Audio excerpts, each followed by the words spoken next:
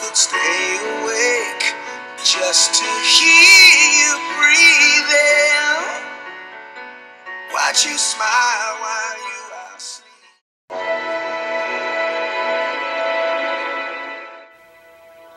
Good morning, YouTube fans. Thought I'd give a quick update. I haven't done a video in a little while. Currently I'm working on this Armageddon Space Shuttle for the SFMU group build. Didn't really know what I was getting myself into when I decided I was going to start this model. After doing some research online, discovered a lot of inaccuracies. Basically, Revell took their basic shuttle and slapped a couple things on it and called it good, which isn't even close to looking like what the model looked like in the movie.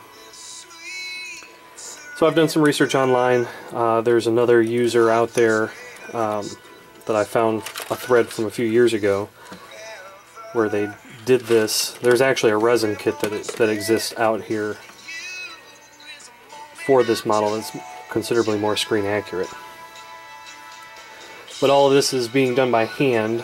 One thing I will say is stick with epoxy sculpt or something like that. I tried this Hobby Light filler, and I think it's geared more towards model airplane, RC airplane. It's very lightweight, very similar to like a spackle or filler that you'd put in your wall almost. There's a lot of fill work going on the sides, and then the engine is too far forward on this, so to add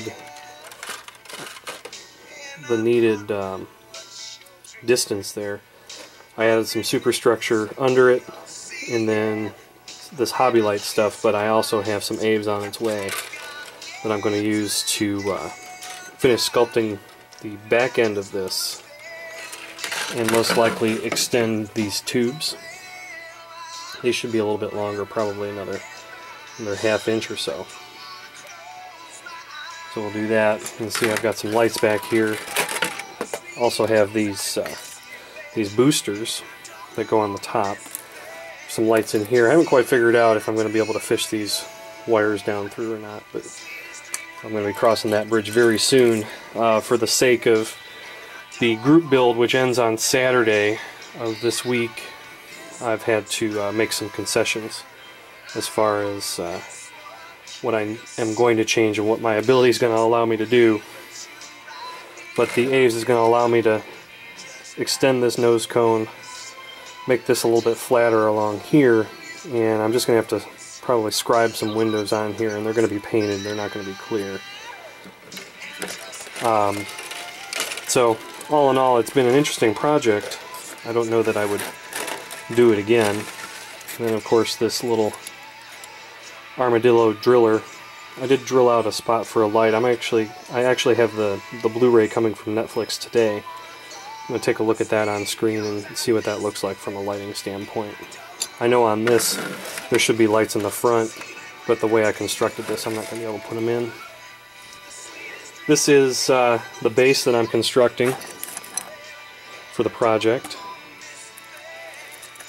and it's made to look like the asteroid or comet surface that they end up landing on and drilling.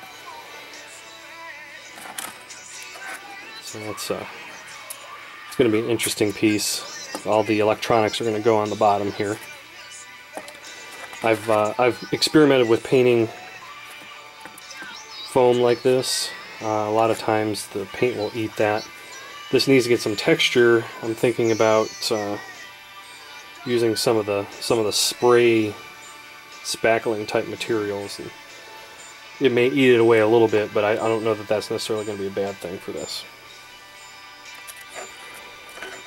So I really only have another 4 days to work on this. I've been getting a good hour and a half a day in on it, which given the scope of this project is not quite enough, but I should have some additional time on Friday hopefully to work on it.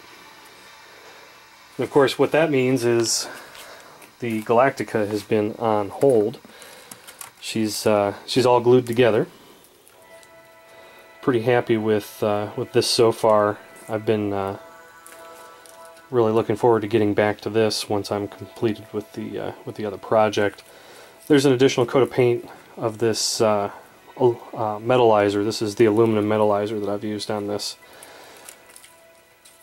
And these the pods, the launch pods, are not glued in. Those are coming off because there's some additional fill work that needs to be done on the inside of this guy. And my workshop is in a shambles. I'm hoping to get it put back together here soon. And there's my Lost in Space guys, and there's the Mir space station from Armageddon. This is a ship model, and it's called the Sea Witch, and it's been sitting in my dad's basement for nearly 20 years now. It was one of the last projects that I did, or attempted to do. A lot of missing parts. I think those sails are going to come off of there. I don't know. I may decide to rehab that at some point. And then my daughter is working on the TIE interceptor kit. So you can see the cockpit work she's doing. I'm pretty impressed. She's only 11, so she's doing a pretty nice job on this. I've been walking her through it. I've not really done anything for her. I think probably the only thing I'm going to do for her is probably mask the windows off so we can paint. But other than that, got a lot of projects that I'm looking to complete and start. I got my Pegasus sitting over there with all the photo etch and that Yamato kit, which I'm really looking forward to starting. So we'll see what time allows, and once this group build is done, I'll hopefully be able to knock the Galactica out here pretty quickly. Thanks again for watching. We'll see you next time.